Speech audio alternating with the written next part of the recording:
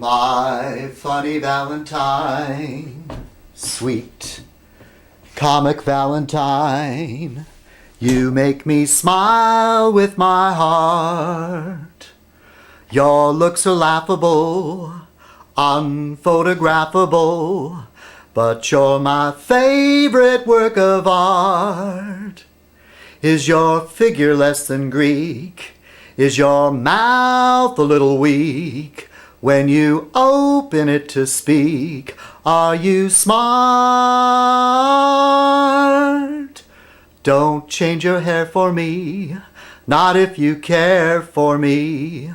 Stay, little Valentine, stay. You make each day Valentine's Day. Okay. I know I don't have the most perfect voice, but I try. Anyway, greetings fellow citizens. Welcome to another Fez Night. And this Fez Night shall be entitled, for lack of a better idea, Valentine's Fez. Or Valentine Fez? Valentine Fez. Valentine's Fez. I'll have to work that out. I think it's going to be Valentine Fez. Anyway, hope you all had a good week. Or 2 weeks or whatever since the last time I saw you. I know, I haven't been posting these as regularly as some of you would like me to. But I can only do Fez Night when I feel like it. Anyway, alright, well I've got some tea brewing. Back in the good old days, I used to have my laptop and I could do Fez Night while looking at my computer. And so I'm a little bit... Sometimes when I do shout-outs and I leave somebody out, and it helps if I have a list to look at or something. But I was kind of thinking of doing some shout-outs tonight. And then the other thing about the good old days about Fez Night was I used to imbibe. I used to have a martini or a rum and coke or even a white Russian while I vlogged. But, since I lost my job and I had too much time on my hands, I started drinking to make the time go by.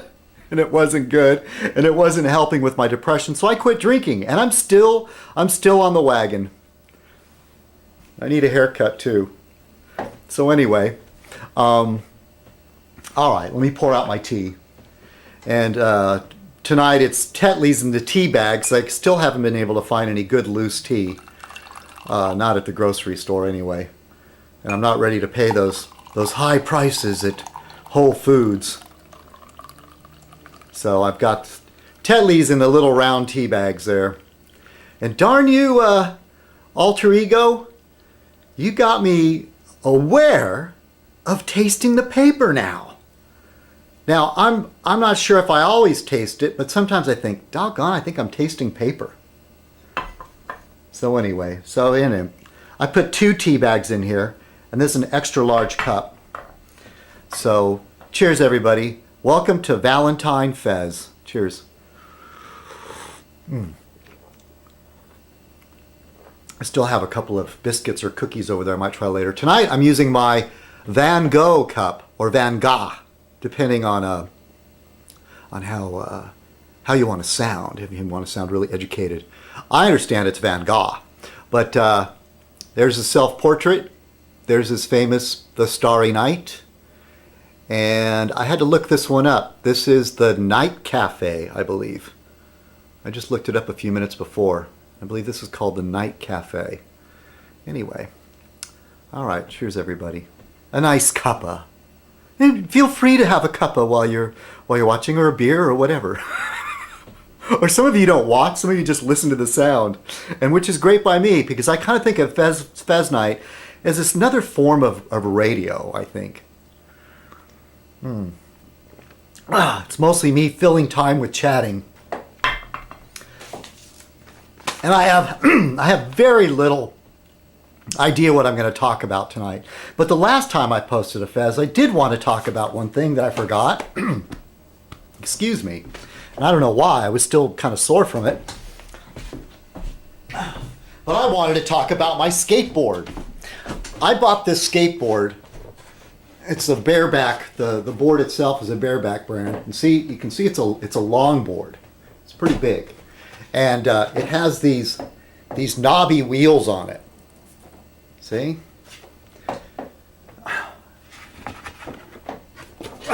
Oh, see any better? Okay, I bought this skateboard when I turned 40.